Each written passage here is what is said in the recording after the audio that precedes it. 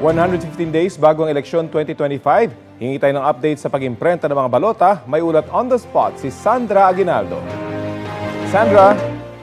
Yes, Rafi, sinimulan ng ibiyahe ngayong araw ang bahagi ng 6 million printed ballots na hindi nagagamitin sa eleksyon. Ito ay dahil kailangang mag-imprenta ng bagong balota na kasama na ang 5 karagdagang pangalan ng aspirant matapos magbaba ng temporary restraining order ang Korte Suprema para sa mga aspirant na idineklarang nuisance o kaya ikinansela ang Certificate of Candidacy. Paliwanag ng COMELEC, kailangan ilipat ang mga balota sa Santa Rosa warehouse nila sa Laguna para ma-clear yung espasyo sa National Printing Office bilang paghahanda naman sa pag-iimprenta ng bagong balota sa susunod na linggo.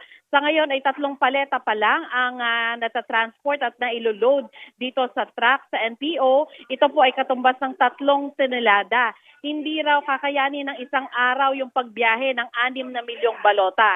Tapos, ihahanda ito ng COMELEC para naman sa paper melting para ma-recycle ang papel at mapakinabangan pa. Hindi na po ito magagamit bilang balota, kundi magiging recycled paper na. Hindi pa rin masagot ng COMELEC kung maibebenta ba nila ito o paano nila ito gagamitin later on. Rafi, inihahanda lang ang sitwasyon ngayon dito ay pati yung paper trimmings o yung pinagtabasa ng balota ay ibabiyahe rin papunta doon sa Laguna. At sa ngayon, Rafi, nga ay ongoing naman yung testing ng printer ng National Printing Office dahil tutulong na yung 4 na printer ng NPO para mahabol ng COMELEC yung deadline nila sa pag-iimprenta ng balota. Yan muna po ang pinakahuling ulat mula dito sa NPO. Rafi?